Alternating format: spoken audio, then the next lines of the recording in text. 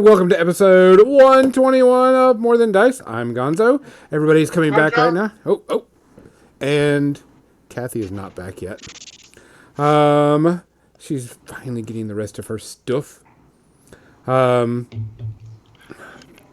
it is episode 121.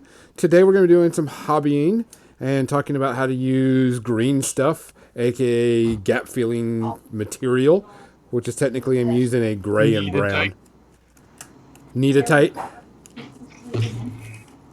So that's what we were supposed to have a special guest. The guest had to back out and do some stuff, but they will be on eventually. They said they want to come back. They are redoing their Kickstarter, which is actually not a bad idea.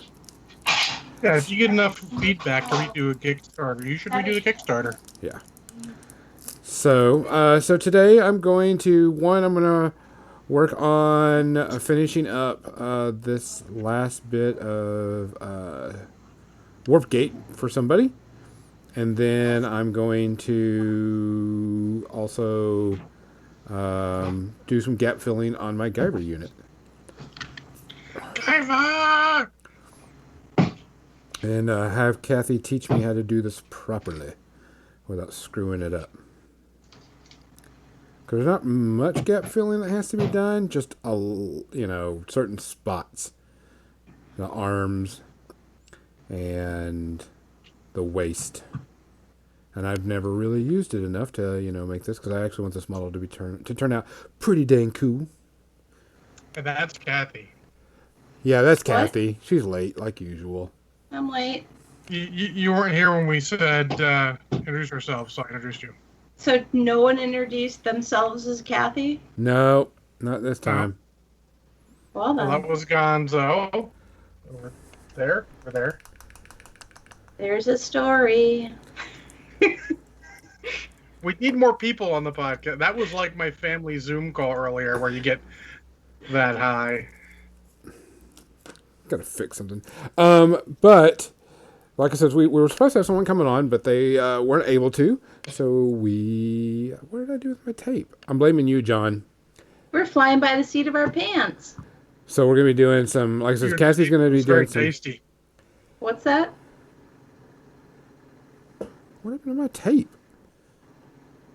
Told you I ate it. It was tasty. Yeah, we're gonna be doing When y'all get the Harbinger crew on? This is gonna be Level Up Gonzo's hobbying. I don't even know what happened to my... Well, I have this painter's tape that I use, and I've got something I need to move out of the way, and it's So now we're playing Watch Gonzo Look for Stuff. So I think it's a good time to talk to you about our sponsors. Yeah, why don't you do that while I'm looking at Metalhead Minis, who Lynn is great, and she actually has all of our stuff there to sell, which is super awesome. Gonzo, did you end up getting her that other load of newer stuff, or are we still waiting on that? I did give her the newer stuff for the people that are wondering. She has our Song of Ice and Fire tactic boards that she's going to be selling for us, which is going to be really... so those will be on sale pretty soon. I found my actual green stuff. And also Creature Caster, who does a bunch of wonderful paints and models and all. I know Kathy's taking a little break from the Suzerain of Desire, or the twins as she calls them. No, I call it the Scissoring of Desire. Because she hates the twins. Or the Scissoring of Desire, as one person put it, which cracks me up to no end. The Scissoring I'll go with the twins, since that's more easily pronounceable. That is what everybody else says. I like to be different. I may have been drinking since 7:30 this morning. Also, yeah. So it really would end up being the scissoring. The scissoring. The scissoring. The sizzling desire. The sizzling desire. Hello. They have a ton of cool stuff you guys should check out. Great models to paint. It's a good way if you just want a piece to paint just for the love of painting. Oh my God! Yes. They're amazing. The detail is amazing. And I was talking to somebody else. Now I don't know if you want to, I can tangent off on a whole Creature Caster and hobbying thing right now. It includes green stuff. Let me introduce Tectonic Craft Studios first. Darky Dan, who does a bunch of wonderful MDF and all terrain and stuff. Check out his website. He's got a ton of great stuff there. And then, of course, we can't forget Muse on Minis, who also helps us by putting our podcast out there for everyone, for hosting us and everything like that. So thanks to all of our sponsors. All of them. All of them. Yes. And I don't know if we mentioned it last week, but I'll mention it again since it's on my mind. We did hear that Lance from Muse on Minis is doing okay now. Yes. Yeah. It was touch and go for a bit there, apparently. I heard some other news, but apparently he is good now. So that is super awesome. Good to hear. So, Kathy, you want to tangent before or after we talk about what we're drinking? Anytime really. Let's do drinking first. What are you having, or should I guess? You may guess. Gin and tonic? Yes. What? I'm good at this shit. You have are ESPN, good. John. Let's see, Gonzo. Gonzo's probably drinking water because he had medication. No, actually, the medication is fine. I just needed to make sure I drink a lot of water, which I'm going to go back to drinking water after this. But today I'm drinking a Founders KBS. It is a espresso flavored stout. I was gonna guess either chocolate or coffee. Yeah, well, it is a chocolate espresso. It has chocolate and Oh, coffee see. aged in oak bourbon barrels. So Very well. Well, in addition to finishing off the wonderful sweet tea I got yesterday at Mission, I just threw it in the refrigerator and drinking it right away. After that, I'm gonna have. I went to the liquor store and I bought some flavored vodka. Vodka, orange juice. Dr. Nope, Pepper. nope, none of those. oh, It's grape flavored. I could have put it with Dr. Pepper. I think that'd have been interesting. I was originally mixing with my Hawaiian Punch, but when I ordered my dinner, I'm like, oh look, they have Grape Crush. So we're gonna double down. I've got Grape Crush with grape vodka. Wow. So Okay. it's gonna be great. That is gonna be like Kool-Aid. And probably tastes bad worse. for me because it's not gonna taste like alcohol. Because and it's again, gonna be I've like been Kool-Aid. for a while. Hey, Kool-Aid! Here comes John. It'll be fine. I don't have to work tomorrow. It's all good. Yay, no working tomorrow. So I actually have to go into work tomorrow. But let's give our cheers out before we get started into this anymore. For everybody that's working, everybody that's being safe, please just take care of each other, look after each other. Not much more to say, guys. Let's just have a good time. Cheers. cheers. Sláinte. That's good. My God. Also, little Richard died, and I was a little Yes. sad Yeah. about that because I love me some little Richard. Yeah. Well, Richard. Cheers. I'm going to put it over the paint cam while I'm move back over. I did find my original green stuff, by the way. Excellent. So go on your yeah, tangent. how long has that green stuff been sitting there, in there together as yellow and blue, Oh, Oh. no, there are touching and tricks for living this. together? It's still soft and pliable. So what you're going to do with that, Gonzo, and we'll do this before Kathy goes on her little sidetrack. Sorry, Kathy. Cut it away from the middle portion of it and use just the bits you cut off and get that middle part out of there when you do it. Like cut a strip off, cut it off the side so that the middle goes away because that part's already started to cure. Oh, okay. Well, I just found this. Yeah. I do have my gray and brown. I would actually suggest that for the Guyver, I think. You want something that's a little stronger, and you might have to do a little more sanding on it to make it fit right. But- Yeah. While Okay. I work on this, why don't you talk about the models stuff that you were wanting to mention? Oh, so a friend of mine had mentioned that he was afraid to get the Creature Caster model because they do have so many parts. Like the Suzerain of Desire that I'm painting, the twins, had upwards of 45 separate pieces to put together. I mean, and it includes the body and the lower body and the base, but also, there were some alternate parts. Like there was a different top of the staff and different things. Stuff. Anyways, Anyways, so these models are very complex. They're beautifully detailed, but they're very complex. And some of the parts on them are so skinny, they're so slender, they're fragile. And this is somebody who plays 40K and he wants to be able to throw down and, play it in a game. And he's worried that, different parts would break off and stuff. And I said, well, you can have the beautiful model with all this incredible detail, and then you can decide, maybe I don't want to put these tentacles on here, or this whip, or this whatever, and just leave that part off. And maybe, maybe do a little modification, just like you would convert any of your 40K models, so that the parts that are worryingly slender, you don't have to use those, just kind of alter it a little bit, using a little green stuff, or, whatever you have to hand, or, some bits from other models or something. You don't have to put this incredible model completely together by the book, and bonus, you may be able to save those parts you don't use for later conversions on your other 40K models. Absolutely. I think that's something that's lost in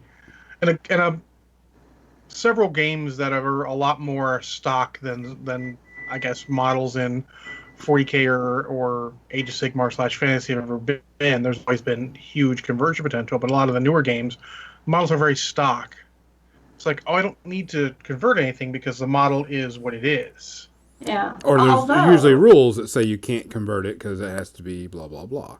Yeah, well, I was trying not to... That being said, I just saw, and I wish I remembered who it was, but this guy converted Warcry models, the Corvus Cabal, into this Italian Venice-themed group, and they're freaking amazing. But he used a bunch of like old school GW models and other models that aren't GW to just kind of kickbash, some of the Corvus stuff and other models, which I kind of could see with the Corvus stuff, because some of the legs and things are very slender, and it's just a matter of time before you break them.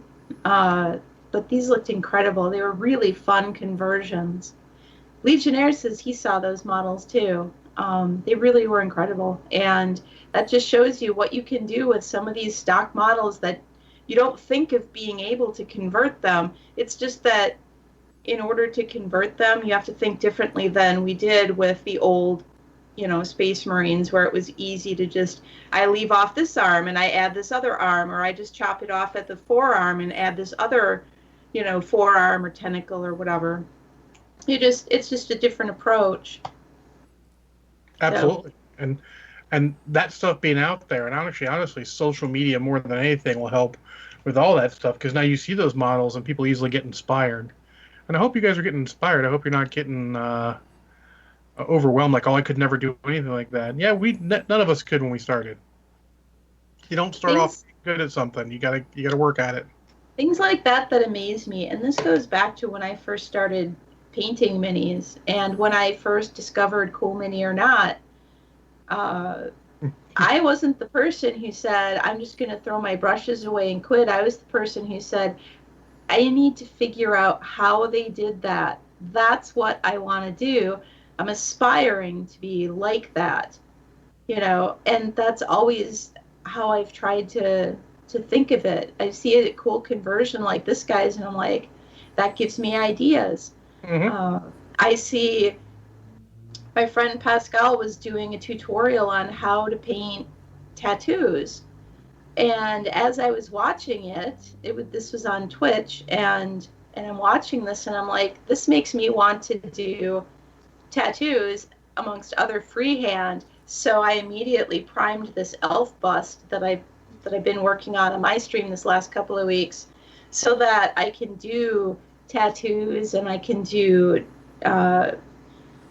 texture, the leather texture, and I can do cloth patterns and all kinds of fun little freehand things. And I was inspired by watching what he was doing up close with these tattoos on the bust he was working on.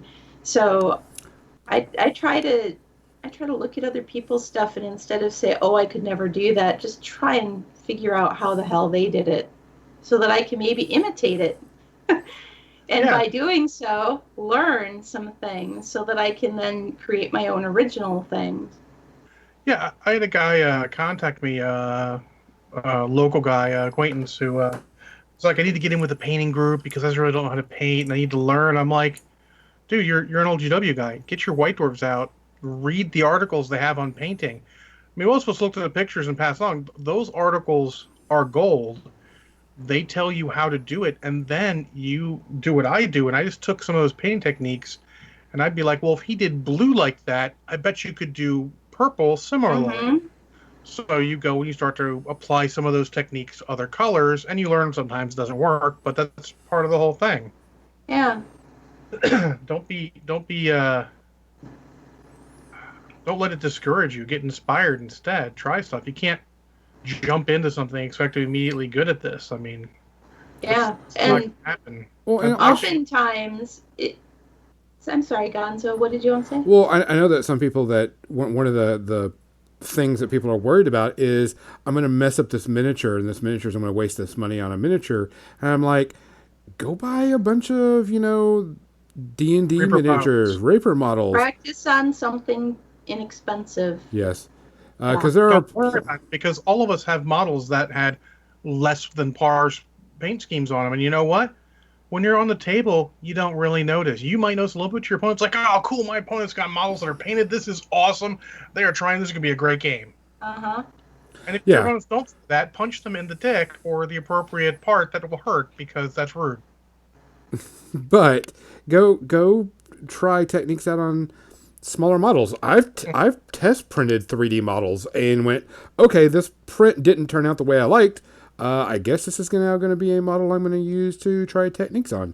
If you got a 3D Yeah. printer, I have This one Space Marine sitting here on my desk, and anytime somebody comes into my stream and asks me, "Hey, how do you paint horns, or how do you paint this?" I get this one Space Marine, and I just paint over other stuff that's been on it, and I'll demonstrate, this That's how you do it. technique that I'm talking about. And yeah, he's been painted over a bunch of times. Yeah, so this guy, like, his weapon broke. Rather than just chuck him apart, I'm like, I'll keep him. Test the paint scheme for the models. You can test stuff on models. Keep them around. It's all good. And then Crimson just asked, how do you mess up miniature so badly with paint that it can't be fixed with Purple Drank? First off, Purple Drank's what I got over here. That's something else entirely. But yeah, but they don't know that because they're starting from a position of complete ignorance. If They you're just don't just starting know. out, I remember the time when Jim and I had gotten models off of eBay, and they were the paint on them was so thick. Oh yeah. I don't even know how you accomplish that. However, we were just starting out, and we're like, well, shit. What can we do with these? And we set them aside until we saw somebody on Cool Mini or Not had posted something about stripping your models and what do you use and stuff. So we're like, oh, all right. So into the simple green they go, and he just left him in there for like a week or two. I wasn't in a rush. You started in the internet age. Back before the internet, we just fucking tried shit. Well, Acetone takes off nail polish. Got to work on paint too, right? yeah. Well, Well, it does.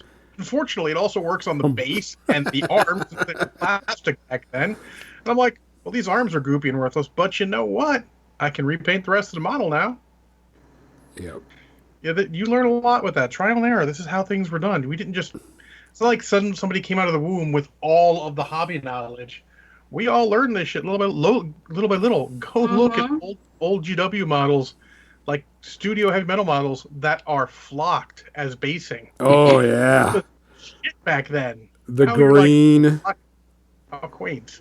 the green flocking. Goblin green rims. Oh, Goblin Green. God damn right. That's classic. Oh yeah. someone on Twitter or something pays up the Ultramarines army in classic Ultramarines and did the bases flock and Oh, Great Reef. I'm like, I that is saw. so classic.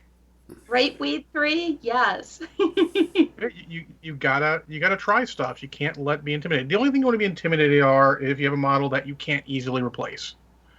That means something to you. Like I got Even then, even well, then, if you're not glopping the paint on with a spackling brush, you should be able to just paint right over whatever you don't like about it, and it'll be fine. I had a custom sculpted model by Captain Spud that did that for me. It was Ashland Elise for War Machine, and I was always a little intimidated by painter because I don't know how green stuff's going to take being dumped in simple green to get paint off or anything like that. I don't know. New territory, so I was always intimidated until I just went out. I'm like, you know what? I actually know what I'm doing. Just fucking go. Yeah, I messed up the face a couple times. That's where I perfected the. And you got to just paint over it, right? Wipe off.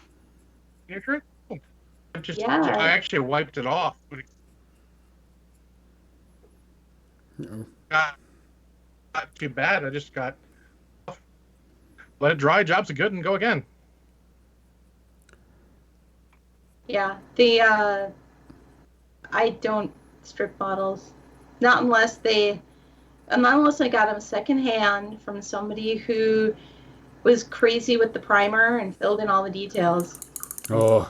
That's the only time that I would consider stripping anything. If I don't like my paint job now, I just paint over it. I mean, yeah.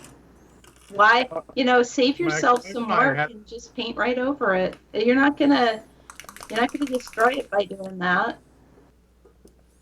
I know they have. I'll break out my. Oh, go ahead, Kathy. I was just gonna say, no, never mind. Go ahead.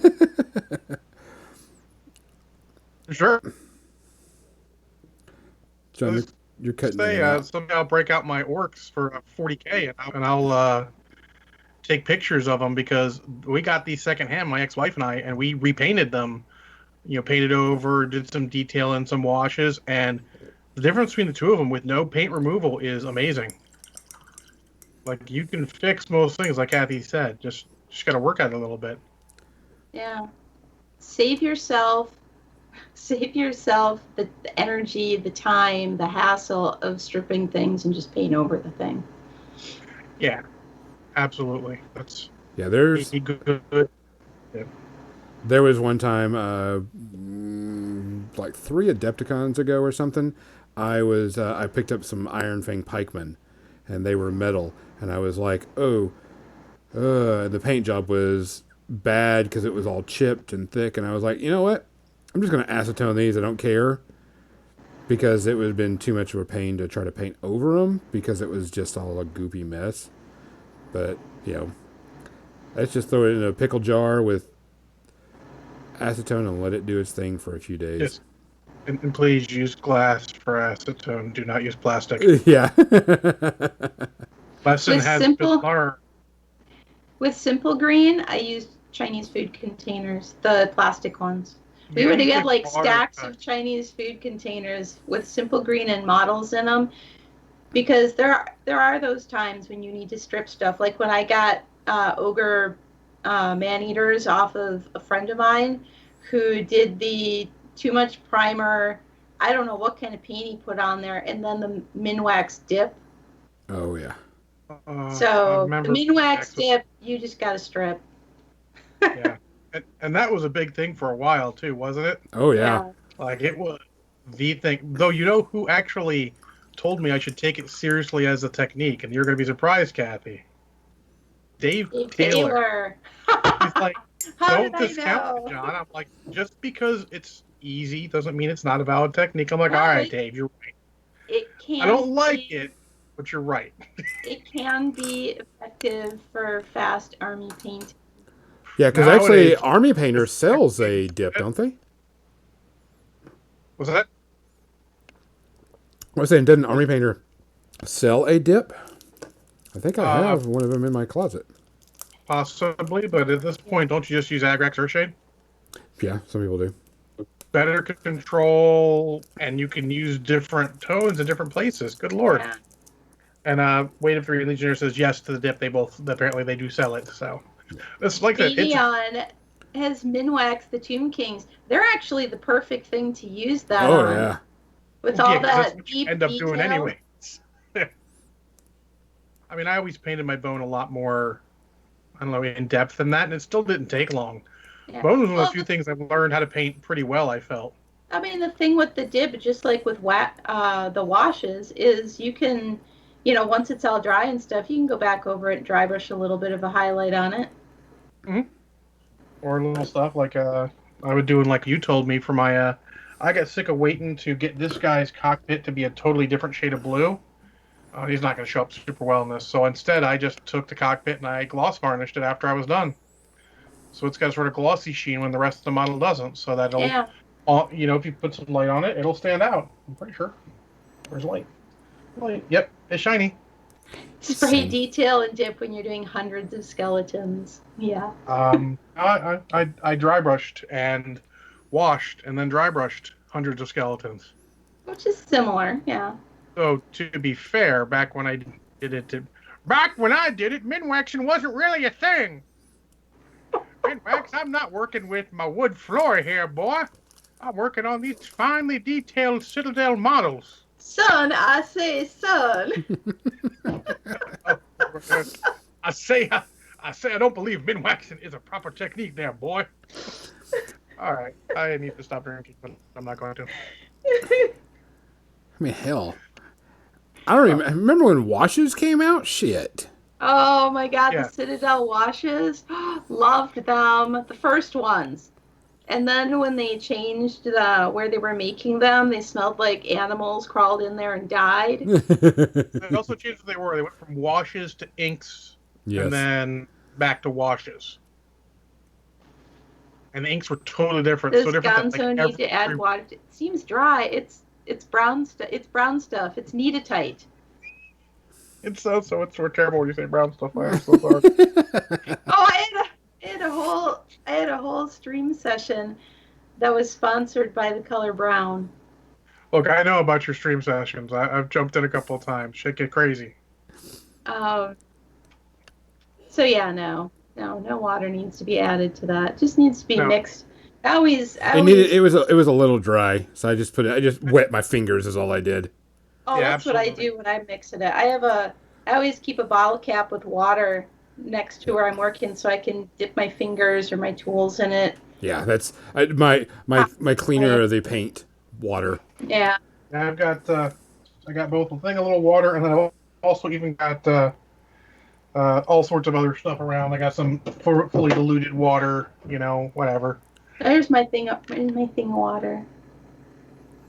Oh, you can't see it. No, it's a thing of water. So, Hi, the Kilted Viking. How you doing? oh, hey, Kilted Viking. So Gonzo's working on that the brown stuff there to fill in the gaps on the model there, the Guyver large scale. And Hooray! it's probably good to note what different colors of Neatite are good for, because they're all good for different stuff. Mm-hmm. All right, so let's pull a piece off of this and roll it out. Let's see what I've got. The stuff Gonzo's using dries a lot harder and a little more brittle, but it's sandable and stuff.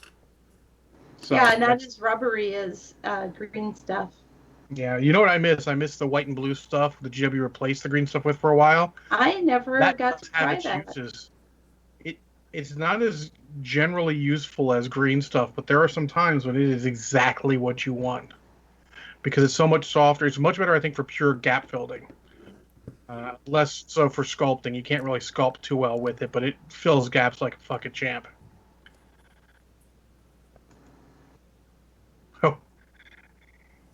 Oh, looks like Kill the Viking was going to check on your elf bust, which I do not believe you were working on right this second. It's podcast day.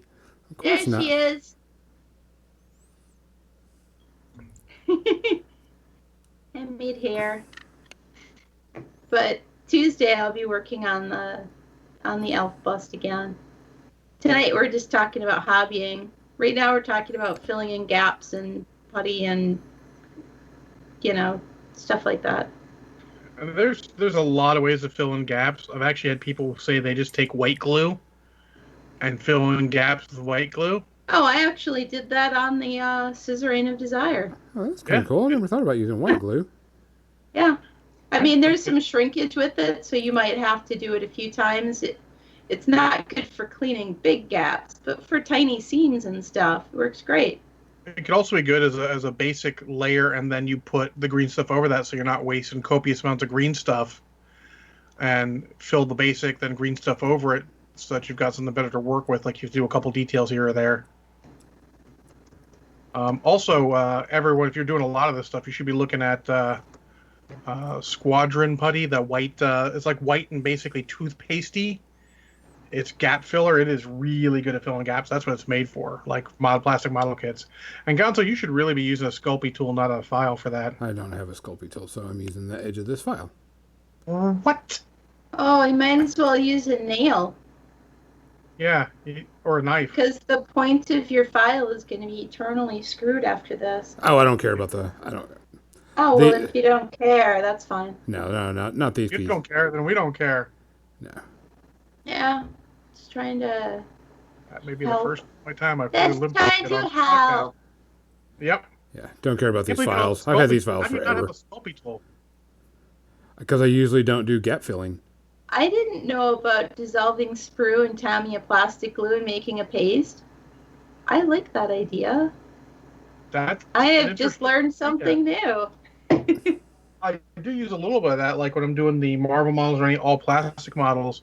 I will do a little bit of quick filing and whatever while the glue, like after the glue is sort of squirted out or after it's in Oh, place, there's a tiny gap and get it in the gap, and it actually does seal pretty well. You want to do something over it in a lot of Yeah. cases, but for there are tiny areas. I mean, speaking of that, there's areas on some plastic models where I purposely put too much in so it oozes out. I let it set up, and then I just cut it away just like I would any other mold line. Mhm. And then there's no gap at all, no seam even. That's a good idea, though. Actually, melting down sprue. I wonder if it was possible to have just plastic, like in a spool of plastic, you could put in there and just put some glue on there and try and just work it in there. That's worth Yeah. thinking about. Legionnaire Probably- says it was Vince Venturella who made the video about the sprue goo. Sprue goo. Was it one of the hobby cheating things? Oh, probably. Yeah, go check out Vince Venturella's hobby cheating videos, man. There's a lot of good information there. Get off his butt. Yeah, apparently it is the first way to if you type Vince and then start typing his last name, Uh-huh. that is the first thing to come up there. How to create a gap filling slurry. It is number 221. Ah, slurry. Such a It's a poetic good word. I'm just so everyone can find it. I'm gonna throw Link. a link in the chat there, Hooray. and then I'm gonna add this to my watch later because I need to watch this later. He has a lot of good Boom. stuff. I like to do that also because whenever I see a cool hobby video, I throw it in a watch it later, at least a bit of it, see if it's something I'm going to need, and then I save it to the appropriate area in YouTube. I mean, they give you all these Mhm. ability to make folders and all this stuff. Fucking use them. Oh, hell yeah. Yeah. Fenian's almost ready to click the button on the large starter box of BattleTech and then look for 3D printer for more Macs. Well, I have good news and bad news. The good news is you don't have to look for a printer for more Macs because more Macs are coming. You just wait for their Kickstarter to hit. Maybe your roommate got a ton of that shit coming for Kickstarter, and they'll be selling it otherwise. The bad news is we got to wait for the Kickstarter to hit. And I didn't get nearly as much as I could because money is a resource I only have so much of. I don't like wait. You're going to have to. But if you do get a 3D printer, you do know someone that knows quite a bit about them, and they can help you out. Yeah, Marshall knows a ton. You can talk to him. I actually have had a ton of people recently ask me about 3D printing stuff. Aaron Gordon messaged me. He's the guy that makes he's made our dice trays that we got John that one time. Yeah. And the real life size weapons of War Machine stuff. Yeah. He just recently got one, and he was like messaging me. He's like, "Hey, how about this and this and this and this, and what do I do about it?" I'm like, "Okay," and it was like the fifth person in like a week that have asked me questions about 3D printing, and I'm like, you know what? It's probably about time for me to just go ahead and have a Q&A because when everybody's asking, there's probably people that need to know about certain things, and better to do it all at once and instead of. Yeah. So, here's some note I'm gonna have for everyone who doesn't feel like waiting for stuff. In the most case, ask yourself, do I have to have it? Am I going out for a fucking game right now? No. You're probably not going out for a game right now. You can probably wait. I mean, not to make light of it, but I mean, Banyan can get some games in against me, but you don't need all that much stuff. It's not like we're going to get a ton in, and it's not like we're going anywhere to play a ton of games. And for a while. So, keep that in mind when you're looking at stuff. There's a bunch of stuff I want to buy, but, take it easy. Try and maybe see if your local hobby store has it. Buy some stuff from them. That kind of thing. But Banyan, you got a whole thing of Marvel Crisis Protocol to paint, not to mention droids.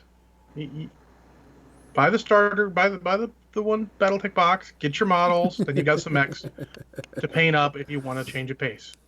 For Christ's sakes. Yeah. Don't look at me. Just saying.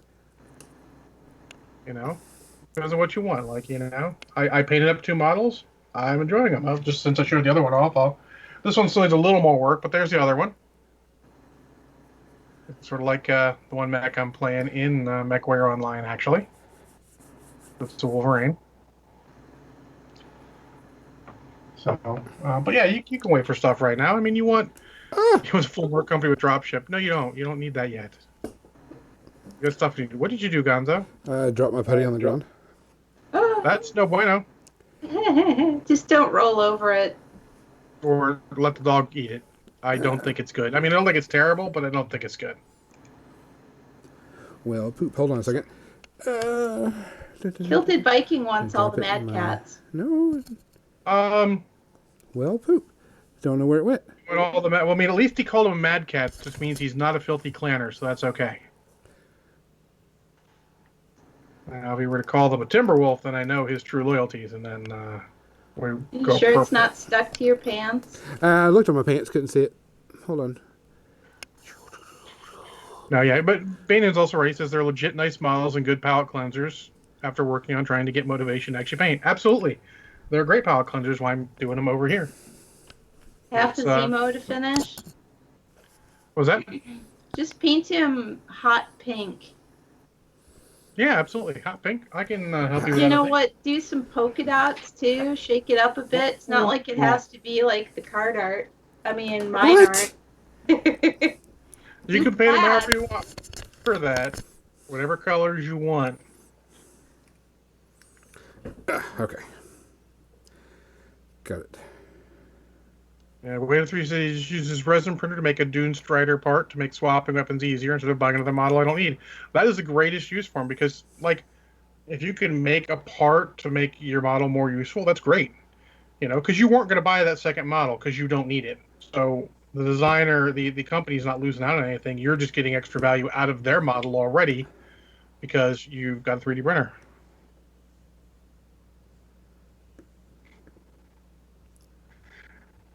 Actually kind of entranced by watching Gonzo try to put this part on the arm. I know. I was just What's he looking at gonna that do next? myself. How is he gonna put it in there? What's he doing? Why is he rolling it up like that? I know. So Gonzo, you could.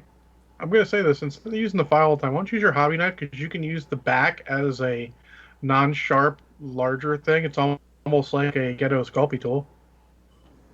Or a paper clip or a nail. Paper clip.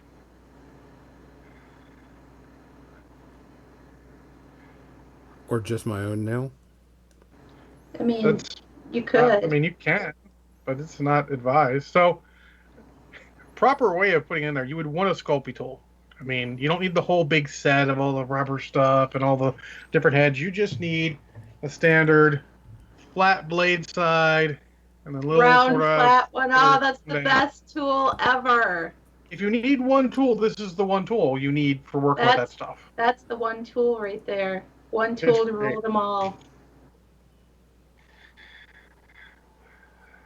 So, I mean, I would definitely suggest if you plan on doing any considerable amount of gap filling, get that.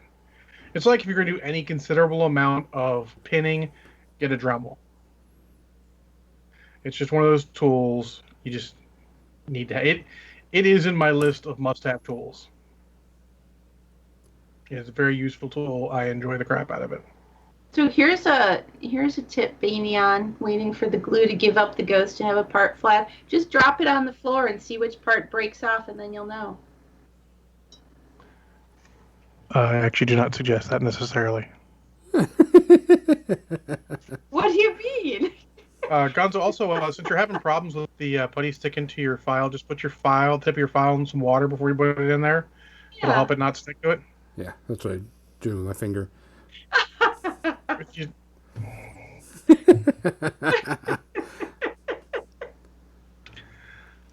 Oi, Gavald. Are you laughing at Banyan? I'm laughing with Banyan. Oh. He made me laugh. No, he's laughing at me because he's like, you could put your file in there. And I'm like, I'm just going to use my finger. My finger's working actually, just apparently the glue he was expecting to give up the ghost is the stuff you're using. I thought he was talking about his model. He's actually talking about the Guyver there. Well, I'll tell you one thing about super glue and resin. Oftentimes, it's a really strong bond, surprisingly. Yeah. When I assembled the Scissoring of Desire, I put the secondary arms, because the guy has 4 arms. So it's secondary arms. I needed to bend them after they were all assembled, and so I ran them under the hot water like you do with resin, heat it up, and I was twisting the hell out of those arms, and this is glued together, parts of them, and they were like, fine. I was waiting for some part to just come flying off, just like you say, but they were firmly in place because super glue and resin washed and everything, and like it's a little more porous than plastic, so that glue gets in there and it's like, I am tight now. This shit ain't coming off because you want it to. It cements itself real good. So, yeah. You can clean up a lot of that afterwards, Gonzo. That's what Hobby Night is. Yes. Look, this is an episode partially on this, and I want to tell people, like, you don't have to do what he's doing right now. You can just clean it up afterwards. You know, it's good. You can do something. Either way, it'll help. But yeah, the bonus with using the brown Kneadatite is that it's easier to file and carve on after it sets up. So, which is because green stuff just comes away in chunks and bits and all, doesn't work well at all. It's good for just pure gap filling. Actually, I like to use it all around. Like if you've got like a hollow. It is the Guyver, Xander. It's actually Xander Warlord 2. Did you forget your password not to make a new login? I only say that because this is technically my second login. My first login is lost to the annals of time, which is fine.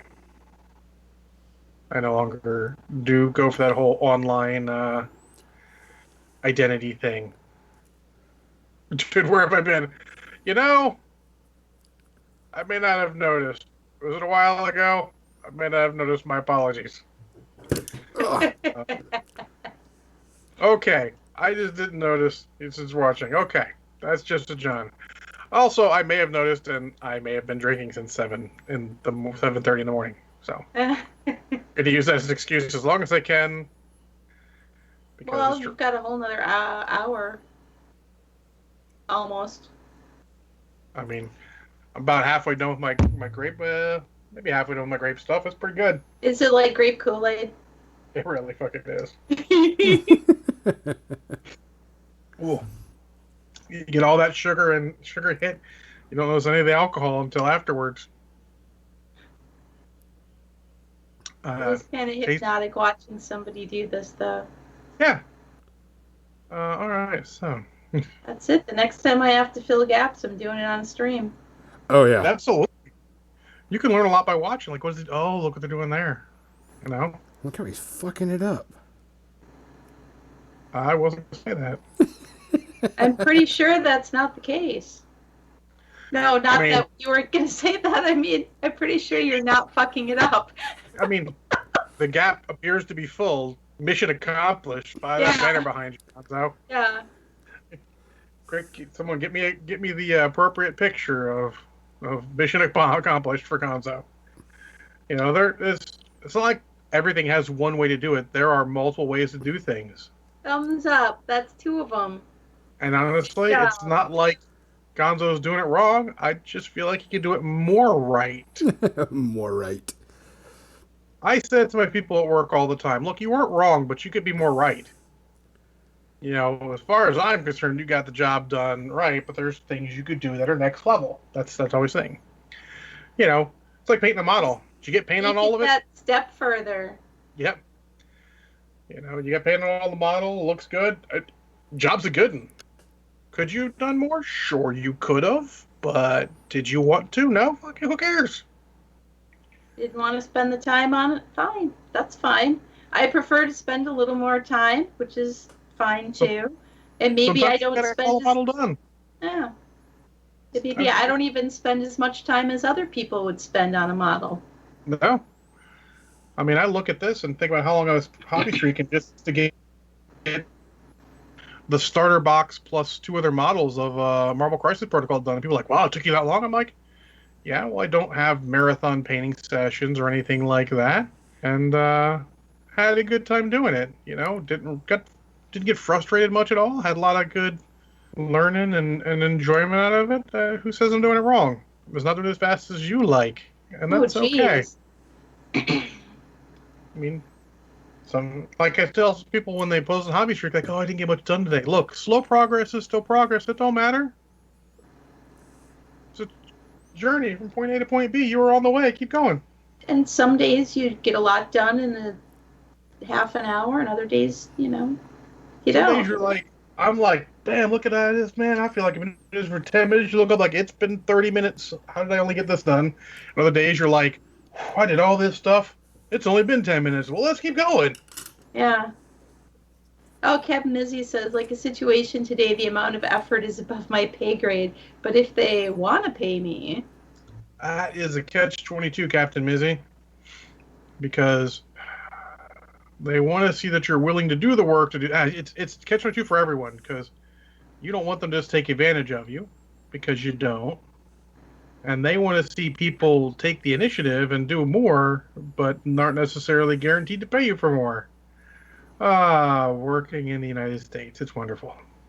Legionnaire says, slow progress is still progress, is how I got my thesis done. I'd forgotten that mantra. It's a good one. Everyone should keep that in mind when they're painting, hobbying, whatever. Playing a game, slow progress is progress. You know. I like to think that. Oh, go ahead. No, I was going to say, go ahead. I like to think that the progress I'm making on my small pirate model and the progress I'm making on my elf bust are also progress that I'm making on my Suzerain of Desire, even though I'm not actively painting that. What you're doing is you're lowering the gauge. There's a gauge. You can only take so much of any model, no matter what anyone says. So you're lowering that gauge while you're working on these because you're like, oh, cool, this is good. Then when you get done with that and you let time to go back, you'll be like fresh, like I'm ready to go. As I paint these, I'm getting re-inspired to work on the Suzerain. So it's win-win. That's why you always paint models in some sort of fashion where you're kind of rewarding yourself. You're like, I'm going to paint this stuff, and then I'm going to reward myself with this model I really want to paint, something different, maybe a character model. That is the way to go. And sometimes you just need that palette cleanser. Mm-hmm. Absolutely. And, you know, the Battletech models are palette cleansers. Doing a little bit of work on the Malifaux models, the palette cleanser. I got the giant. I don't know if you guys saw it on the stream yet. I'll bring them up here. I got this giant dwarf Gonzo sent me. Oh, that's going to be so much You'll- fun. He's going to be a fun palate cleanser. He's got all sorts of detail. I got to do some priming. He came apart in transit because, I mean, he is hollow. And the spoiler for all of you who've never really shipped much, the post office don't really care. It's a package. If you don't mark it fragile, they don't fucking care. Even if you Neither do does mark it fragile. Even if you do. If you do, they actually start holding it with kid gloves because then you're like, hey, look, I got a claim because you broke this. And it said fragile clearly. So I should also warn everyone, in addition to customer service, I did shipping for years and years and years. I know about shipping. You really want something to get there? Put shock tabs on it. Oh, yeah. They'd be like kid gloves. Like, oh, hold on, let me put the gloves on real quick. Let's carefully carry this to the next spot. There you go.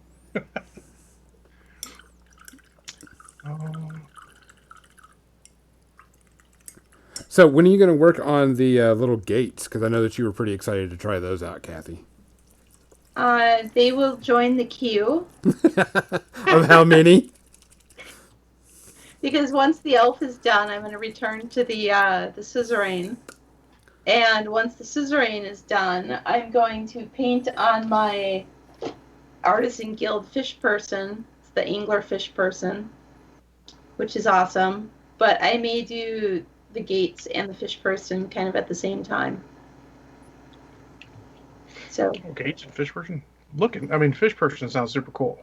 the angler fish person is a really fun model, and Artisan Guild just makes a lot of really cool models. Which And is Swan, that Gonzo? huh? I was wondering if Gonzo would paint that as. This the aromathic blue contrast Okay. paint. It just kind of gives this little like greenish, glowy texture to the bottom of the model. I did it on the other one, so I'm like, I'll do it on this one too. Hmm. So it just kind of gives it a shadowy glow. I do love the contrast paints as sort of uber washes. Oh yeah. Mhm. Oh yeah. More so than as actually over a base coat paint. Yeah, they're really, as long as you got a light color over it, it'll turn out really cool. There's a lot of good uses for them. But this is like we said. Remember we said earlier, it's not like we come out knowing exactly how to use these things. GW says use them for this, and then we use them for something else entirely, and they work fine. That happens a lot. And then you experiment with them like chocolate and peanut butter. And you got to get the right ratio, because if you got the wrong ratio, it's not as good. Oh man. Hashtag Risha's cups are perfect. Don't mess with them. I did get started Now I want sanding Reese's peanut butter cups. on my helmets and stuff, by the way. My Iron Man sat outside on the back porch when it was nice and started sanding up parts of the model, started sanding up the face mask and a couple of other Cool. pieces and stuff. But I need to go get definitely, like, my face mask is really, really smooth. It's got very, very little ridges on it. Just going to need a quick buff. I've got like a really, really fine pad to do it on. And then just use that filler primer and not have to worry about it. Because it'll do this really well. And like the smaller pieces, like the jaw and the ears. But the helmet's going to have to do some good sanding. And take a while. Take some time. Type thing. So, did work on that this week. Set out on the back porch. Because we had some pretty nice days of just chill weather. Yeah, what's that like? Yeah. We had some pretty cool days. That was pretty interesting around here. Okay, so I got that done. Got gaps filled. Got to do and work on that later. I think next week I might paint some more Marvel Crisis Protocol because I need to finish putting together this model and get those gauntlets put together and such, and then I can paint those or get it completely done and then paint it. I'm just not looking forward to it.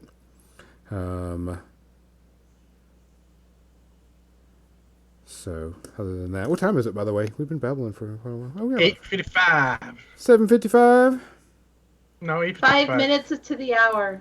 Yes, it is 5 minutes to the hour. We can all agree. I do need to get started on this though, and start airbrushing this baby up. Oh yes. Because I'm looking forward to seeing what you do with that one. Yeah, I'm gonna paint it up just like the comic or the cartoon. So I'm gonna use airbrushing it for the most I part. don't know if I still have a bust. I think the closest I had was a full statue, and I was technically for my wife, and I think she took it, which is fine because it was for her. I was going to say you could just saw it off at the, right No, about here. I wouldn't do it. It was the F. Stern statue from Forge World back in the day. Oh, It's sure. very cool statue. I don't know. I'll have to check if I have anything like. I don't think I think despite all the miniatures I have, I don't have a bust or anything anywhere. I don't either. That's the reason why I had to print one off. I'm not someone that buys like busts and paint them. They're just, they're not something I usually do. So Legionnaire says, hurry up and get me an Ahsoka model in Star Wars Legion. Well, yeah, absolutely, especially because into what I know, and spoilers for anyone who cares about Rebels Season 1, which is really old right now, she could be part of both, the Republic and the Rebellion, which would be super awesome. I would approve. super duper awesome. Yeah. So, all right, we're going to switch over to the media section. Right. Media. Yeah, I think, Kathy, Gonzo mentioned he did much for media section. We might have a small one because I only have one movie. I actually, I started thinking as we were podcasting, I have 1, 2, 3, 4, 5, 6 things, but not all of them are finished. A couple of them are series. So I've got quite a few that are going to be starters. Then never mind. You're not getting out of here early. I wasn't. I was going to talk about MechWarrior Online again. You can do that. This is part of media because I actually wanted to. I downloaded. I just never got a chance to play it this week. Now, did you download the launcher, or did you download? No, download the whole game. Yeah, I downloaded the actual whole game. Yeah, I got the launcher. I downloaded the launcher, went to launch it, and I'm like, oh, it's going to take like 6 hours to download the game. I'm going to go do something else in my life right now. No, I downloaded the launcher and the game last week during our media section. Now, the only part I'm going to say is unfortunate, Gonzo, is that you can't get the free Mac and everything like I did because that was only good until May 1st. That's fine. Sad Panda. I'm okay with that. In any case, I've got one movie. It's a wonderful movie. A wonderful, wonderful. Yeah, Bainey and I watched it last night. It has the least realistic hacker scenes of any movie. Oh, is it Hackers? No. Oh, damn. Because that had some of the coolest hacking scenes in the world. That would be maybe the second least realistic hacking scenes of any movie. Was it War Games? It was not War Games. War Games is like third at most. I'd have to go and think, but it's below Hackers. Hackers is less realistic than War Games. Well, since we're talking about this, I'm gonna start. Beta says War Games is semi-legit. The movie I'm talking about is Swordfish. Oh! With Hugh Jackman and John Travolta and Halle Berry's scantily clad body. I'm not sure her acting skill made it in, but and too little Don Cheadle for any movie because damn it, if you put Don Cheadle in a movie, I need more Don Cheadle because John Cheadle is fucking awesome. So the whole plot is that Hugh Jackman's character is one of the best hackers in the world, but he got caught because, of course, he did a good thing. He went and stopped the FBI and put a virus in their program that was totally illegal, but went to jail for it anyways. And now, he's lost his daughter. His wife is, a total bitch, and they go out of their way to make her a total bitch. Won't let him talk to her or anything. And then Halle Berry approaches him because she wants him to meet her employer who needs him to do a job. And he's not supposed to touch a computer, of course, because he'll go to jail if he touches a computer. Curious, sidebar. Would they actually be able to enforce that nowadays? Because you can't do shit anymore without touching a computer. Yeah. In any case, he goes to meet them. It's all very style over substance in a lot of this. And it's another one of those movies in the vein of, say, Face Off or Broken Arrow, where they're like, John Travolta plays a good villain. Let's put him in here and let him be a little stylistic and crazy and sort of carry the movie. And he does. think the biggest bonus is they got a relatively early Hugh Jackman to play opposite him, and Hugh Jackman is good. Halle Berry is having one of her off movies. She's sort of hit or miss. She's a little more miss in this. Again, not enough Don Cheadle. He's the FBI agent who captured Hugh Jackman's character, Stanley Jobson, because that's not a pun at anything. Any case, it turns out John Travolta is this, not really. He's like a secret agent for the U.S. government who is an ends justify the means guys and needs to steal all this money that's been sitting there out of old CIA front accounts that's now worth like, $10 billion, the B or something. And he needs the best hacker in the world to help him do it. He's use that money to fund his anti-terrorism terrorism. Because when he describes it, it's totally anti-terrorism terrorism. Because he's like, oh, they bomb a church, we bomb 10. I'm like, okay, that's not good. And the whole thing is supposed to put that sort of moral dilemma at the bottom of it. Is he a good guy? Is he a bad guy? Well, no, he's a bad guy. I'm sorry. And actually, I think if they were to put this movie out now, they would use one of the alternate endings. So it goes through, and there's some action scenes.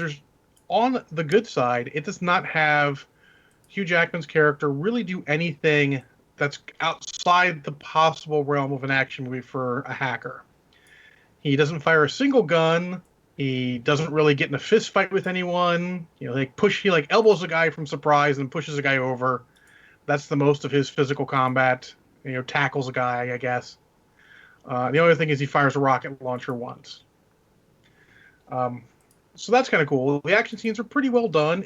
It's an enjoyable movie. It's just really sort of odd nowadays. The hacking scenes are unrealistic as crap, but enjoyable from a layman's point. You're like, oh, cool. He's hacking. You get the idea. He sells that when he's doing well or doing poor. Basically, he does a great job. Travolta does a great job as a sort of memorable villain, and the rest of the cast is fine or underused. And the whole end is they totally, rather than letting them put the seeds of the whole thing, the twist, if you will, in there and let you figure it out. Instead, they do the whole montage at the end of the movie, and it's not a super long movie. They'll let you know, like, oh, look, it was all misdirection. Because apparently that's John Travolta's thing, because he had misdirection in Broken Arrow, the whole rope-a-dope, and then the whole thing is misdirection of this. He has a whole big spiel about misdirection in the middle of it, Harry Houdini and all. And the idea is he's going to escape, and everyone's going to think he's dead because Stanley took a rocket and blew up the helicopter that he got in. But he already had a body of the guy whose identity he took ready to go in there. So he gets away. Yeah. And in the movie, he shows, Stanley's got his money. He's got his daughter because John Travolta's people brutally murdered his ex-wife and her new husband, who was a porn director. It was all very weird content, to be honest. So he's got his daughter back, and then everything's good, and he's got his money to go fight his terrorists by terrorism. But I think the better ending, and I think Banyan agrees, is one of the two alternates where basically it turns out he had tried to screw them so that they wouldn't get the money. But something messed up and he had to give them the money. But in this ending, it turns out he didn't give them the money. He's got all the money, and they had like $500. Which leads to the end scene of Halle Berry's character coming out to John Travolta. And the core of this seems the same in all the endings, where she comes and talks either we got the money, or in this case, like, there's only $500 in there. And then Travolta's like, let's go. And it's like, you don't seem too upset. He's like, well, he goes into this whole thing about the Maltese Falcon. Where, it's not a big deal. This stuff happens, We can sit here raging at each other forever, or we just get on with our lives. And I think that would have been a better ending, and I think that's the ending they would have choose nowadays, rather than let the sort of bad guy win, so to speak, as the movie did. So, overall, it's got solid action, some gunplay, but it's all not necessarily the main protagonist. It's all John Travolta and some other guys. Some cool scenes. Some of them don't fit too well, but pretty solid. I'm going to say 2 Space Herpes. It is better than your average action movie, but not one worth going too far out of your way. I own it on DVD because I own random movies like this on DVD. I don't know if it's free anywhere. Otherwise, I would say probably wait till it's free, or at the very least, super duper cheap. Okay. So there you go. There's Swordfish with the least realistic hacking scenes ever. Worse than Hackers. But still better than mediocre. Oh yeah, still better than a mediocre movie. It was it was finally crafted enough. It was competently crafted enough for you to enjoy it. At no point am I like, oh, this movie's boring. It's like, this is fine. For John Travolta villain fare, I'd much rather watch Face Off with all of its crazy over the top this, or Broken Arrow, where he's more subdued but still playing a good villain role. And if you want Hugh Jackman and stuff, just watch anything Hugh Jackman's in. It doesn't matter. He's pretty good in everything.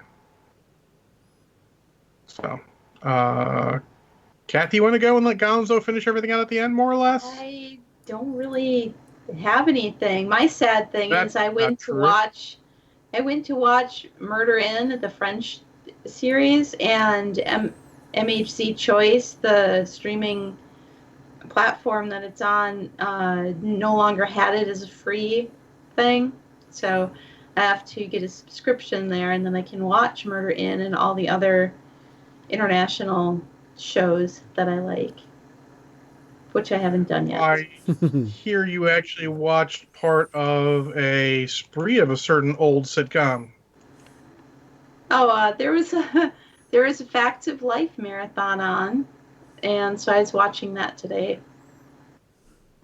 So, yeah. I didn't have a productive day today. I made roast beef.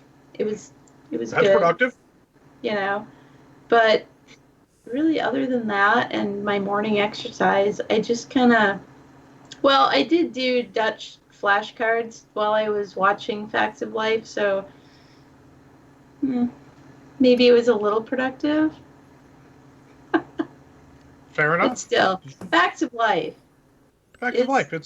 It's a solid 80s sitcom. It is, Oh, yeah. and I don't know if it was just the nostalgia of it because I did watch it back then. But yeah, I really like it. I'm sure I've actually been on here talking about a Facts of Life marathon in the past. Fair enough. Yeah. Well, Gonzo, Zero space herpes for the Facts of Life. oh, absolutely. The greatest thing you have is the crazy stuff the actress who played Blair has done since she's a little extra religious, I would say. Not like horribly so, but a little on the extra religious side. She wouldn't even...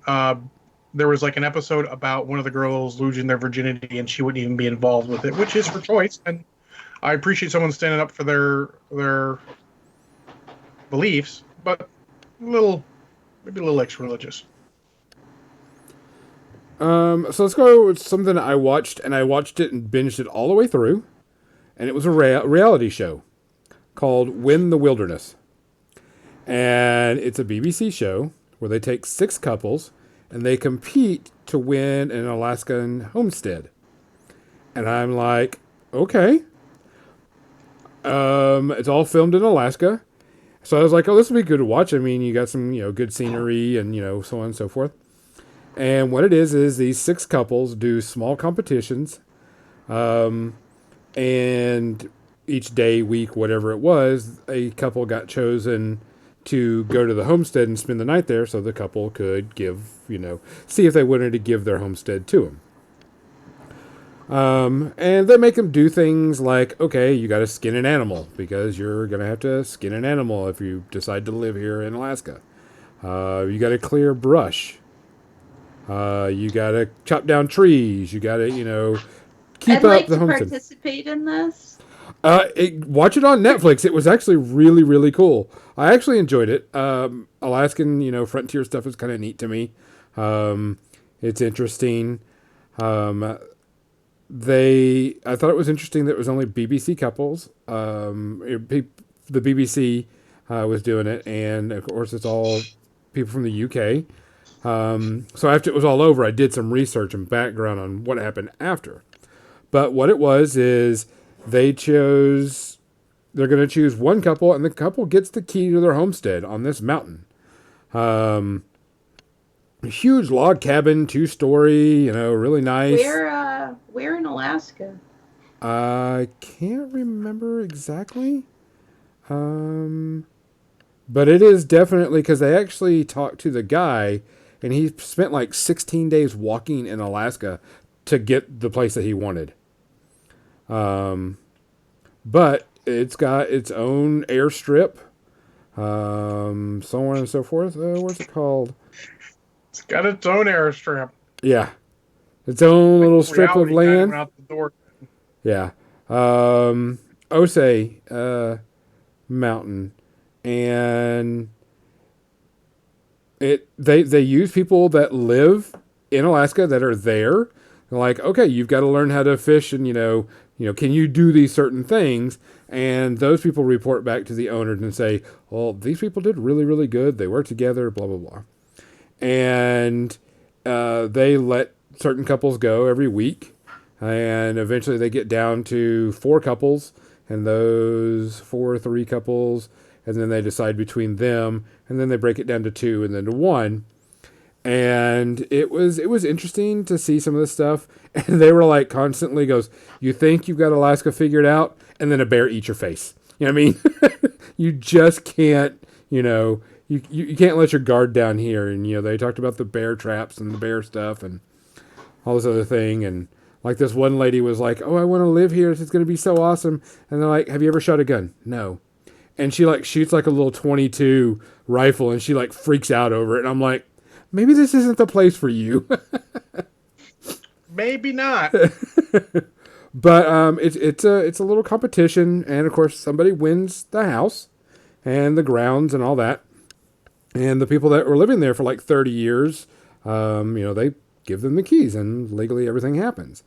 It happened during the summertime of last year. People said they should have done it during the winter, but they were like, it'd have been really, really, really hard to film in the winter, and they wanted to be able to have them do certain things. Oh man, and this last winter, Oh yeah, they had the huge earthquake and all of the aftershocks, like all winter long. but I mean, it That would was have sucked. yeah. I thought it was an interesting show to watch. It was nice to learn a little bit more about Alaska, and see the filming of it was really good because the wilderness is just amazing to look at. Just so untouched looking type thing. But I did do some research after the fact, and the couple that won is having problems. They legally own the property. But they're having problems getting over there and living there permanently because of visa reasons of what's going on right now. Visa reasons? Are they not from the U.S.? No, every single couple is from It's all UK. It's all UK people. Oh, gotcha. I missed that part. Yeah, all the couples are from the UK. Make any sense? Okay, sure. Go with that. And so a lot of them, they're having problems getting over here. They still own it. And what was interesting is like the contract that they had to take it over states they can't sell it for so many years. But the guy actually originally was trying to sell it at one point and couldn't sell it.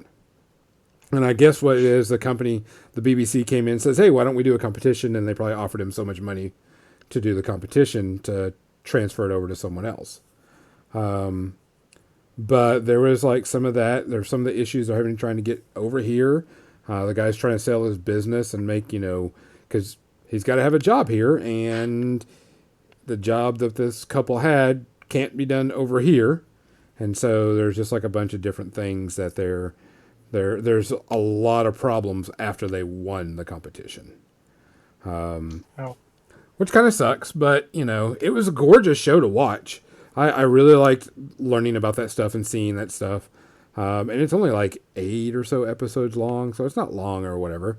But I mean, it's a beautiful show to watch. So maybe like 1 space herpes, because it's kind of a reality thing, and you can tell some of it's set up. But overall, it was a good show. I'd watch it. I'd watch another season or show like that. Just some stuff just started recently. I've been watching Billions, which is about billionaires and a corrupt DA and an attorney and all this other stuff and a lot of political intrigue. And I really like the show, but it So just real started. life, the series. Yeah, real life the series. I'll pass. But no, it's actually pretty good. A lot of backstabbing, a lot of screw each other over. So it's interesting. I like the show. It's pretty good. The one that I was really kind of interested in because I liked the original series and I was hoping this one was done even better, or not even better, just done really cool. Is Penny Dreadful, City of Angels. Penny Dreadful, the original TV series, was amazing. I really liked it a lot. This one is based in 1938, and it is about the Day of the Dead and about Latino couples and a lot of Latino background and everything. There's like a big murder that happens with like three or so Caucasians, and they're painted up with the Day of the Dead masks and the candy masks and all that stuff, and starts up all this problem with it. But there's also a supernatural theme to it. Natalie Dormer, I think is her name. She's playing multiple roles in the series because she's a demon that's floating around and showing that she can corrupt humans to do the most corrupt things at all the times. And someone's trying to fight back with that. I've watched the first episode, and I'm like, okay, it's all right. I'll give it a few more episodes, but from everything that I've seen and people saying about it, it's pretty crappy. And I'm like, damn it. So, I'm kind of bummed about it, but I'll give it a few more episodes to see if it's any good or not. So I'm hoping it is. So no space herpes, but not off to a good start.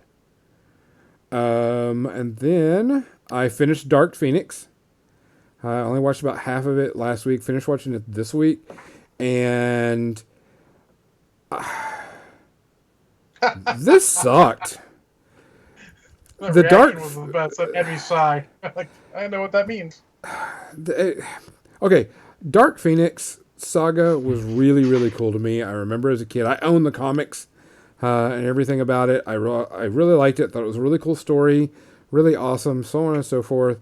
And I think one time me and you were talking about this when we saw that the trailer was coming out.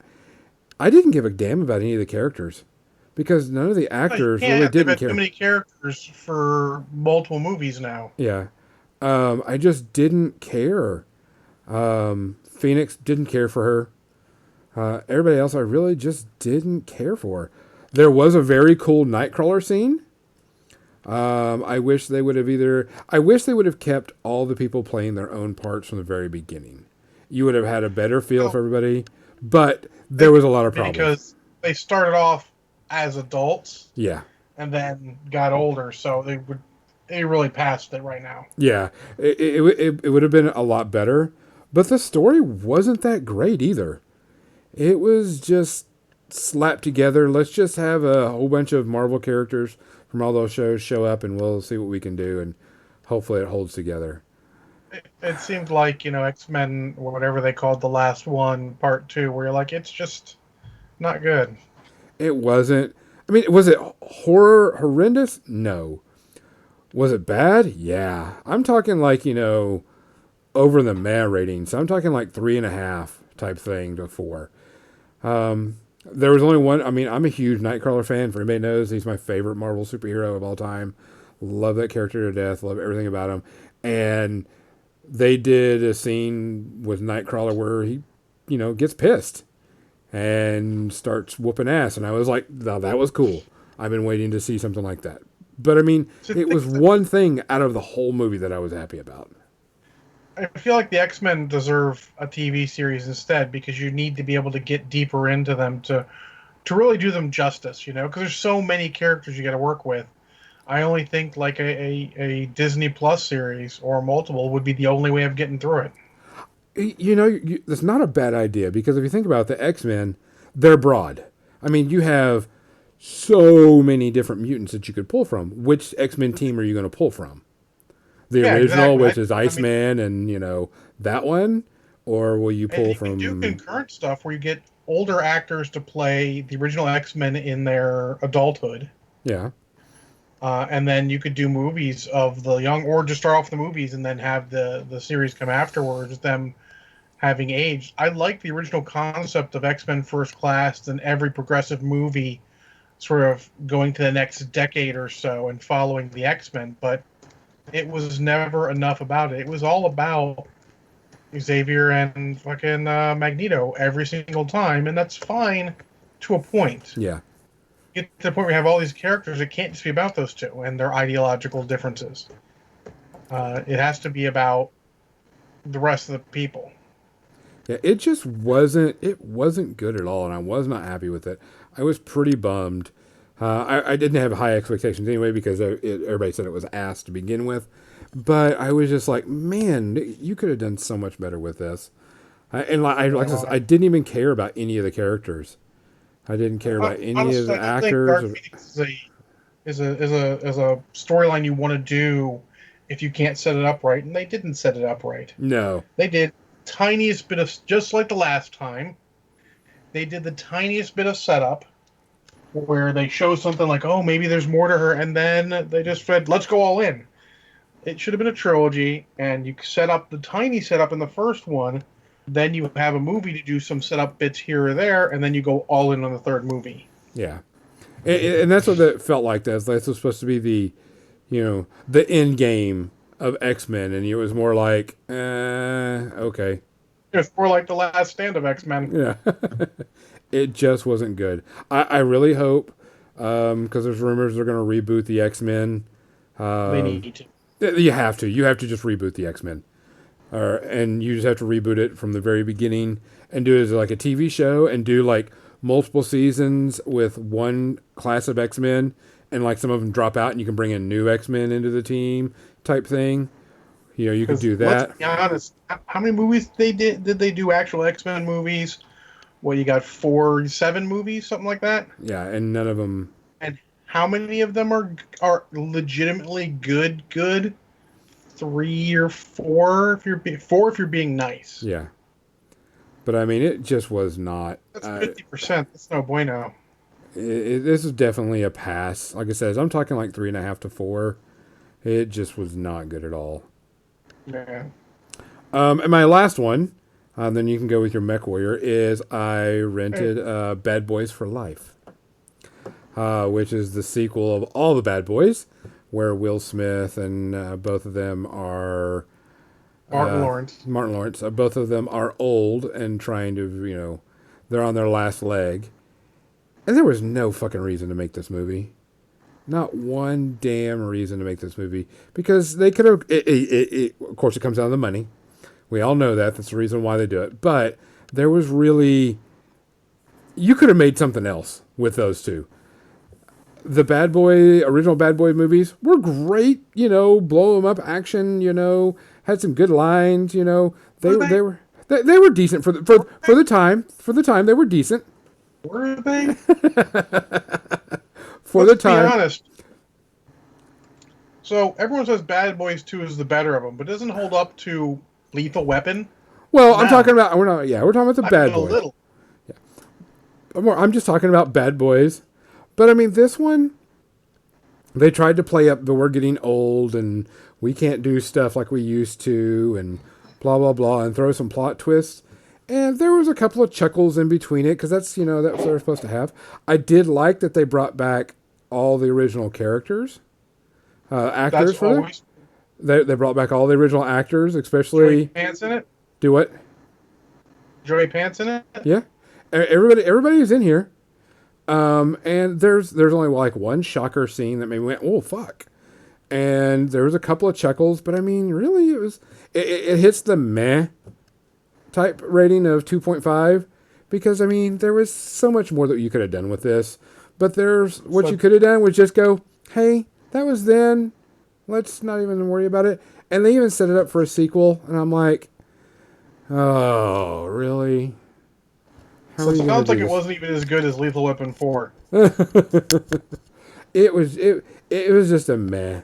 They could have done so much more. It could have been so much better, and they could have just left it alone, and I would have been happy. The Bad Boys, as the originals, they were fun, good, goofy movies, but They're they, very love movies. yeah, but this was definitely not worth it. If you want to see it, wait till it comes out for free, and don't worry about it. I Yeah, did start a new cooking show, by the way, and it's from one of the winners of a great British Bake Show, Nadia Time to Eat, and I watched the first episode, and I was like really happy with it. I'm gonna watch that and tell y'all what to say about that. But that was just, I like cooking shows, and this one is a really good one. She had some really cool recipes that you could replicate at home without a problem. So, awesome. your Mech Warrior. Well, I have played a crap ton of Neck Warrior. I'm through all my cadet games, which are the first 25, and I'm through a bunch of games afterwards. And I do not totally suck at the game anymore. I only like maybe 33% suck. I usually have mostly good games. Every once in a while, I'm just in way over my head, and there's a lot to keep track of. But I'm not necessarily making the same mistake twice. I make the similar mistake, where like I told you, like first guy passes rather than going in on his rear immediately. I'm like, there's another guy right behind him. The guy goes, I'm like, aha, now I'm going. And there's like 14 more guys behind them in a 12-man team. I'm like, how did they? All right, I'm dead. That happens too often, but it is enjoyable. Still, everyone's been really cool with it, even when I have one of those games where I'm just like, get absolutely wrathful stomped. I do not feel like in most games I am a detriment to my team. I feel like I'm actually doing pretty good and I'm a boon. After 25 games, they let you use the microphone, so I can actually get on there and talk with them, which is good. I find if you go into a game and people are communicating, you're probably going to have an okay game. If you go in and no one says anything, you're having a bad day. Good luck. I feel like the games where I'm like, did I do okay? And I look, I'm like, I did okay, and we got raffle stomped, so I can't be upset that I got killed. I can no longer guarantee an explosion a game, though. Earlier, I used to guarantee one explosion a game, me or someone else. I can't do it anymore because I don't always get a kill, and they don't always die. So I'm actually getting to the point where I'm not always exploding or killing somebody, but I'm getting a ton of assists because it's very fun. There's a lot to learn with it, but as you learn it, it becomes easier. There's still a lot of button pushing and shit.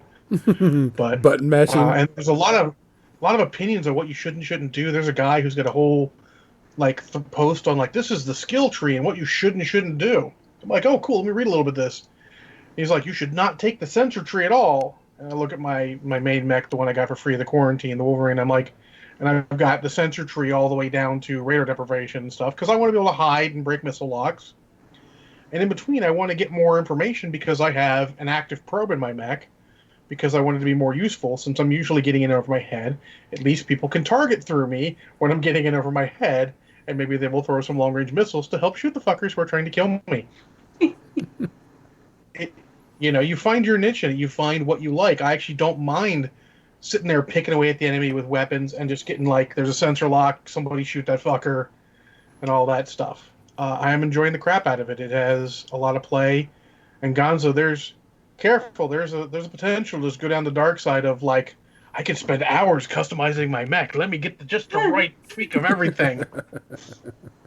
You'll probably be okay starting off because you'll be stuck with trial mechs for a bit. Yeah.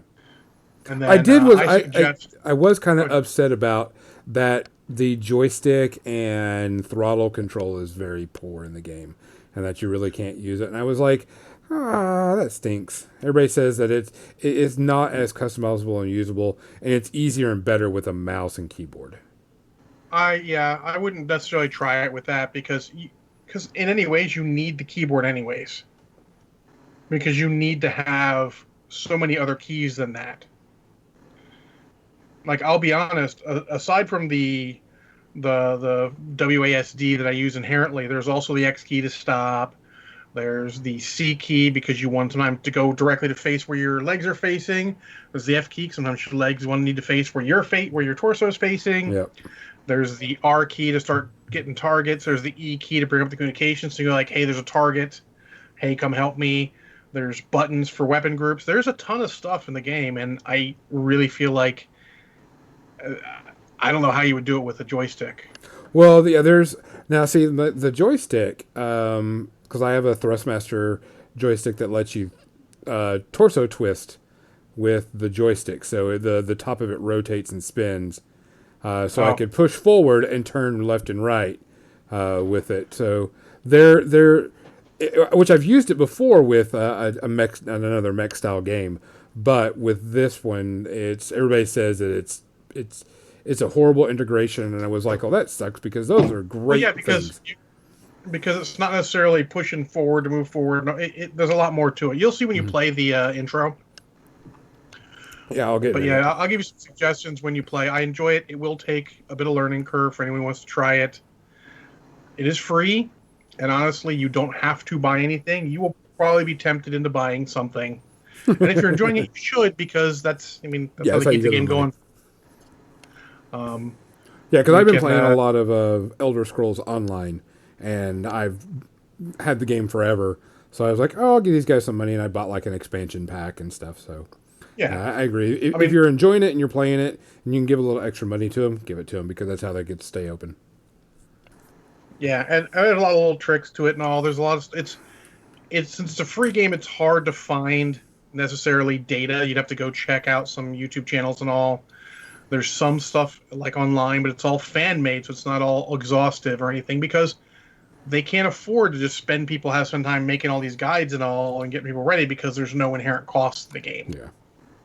So they're relying on what you decide to buy in game, and I do feel like the in-game stuff that I've purchased has been worth it so far. So. Well, guys, that's the end of our episode. We appreciate you listening and coming on. If you're listening to us on another platform and everything, we appreciate it.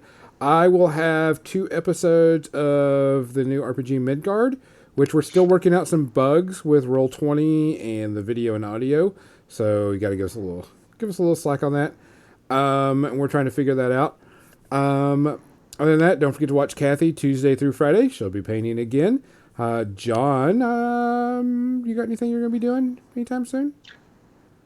Well, I keep telling myself I'm going to record another podcast, but it's so hard to watch extra movies above what I'm doing inherently that I may not be able to.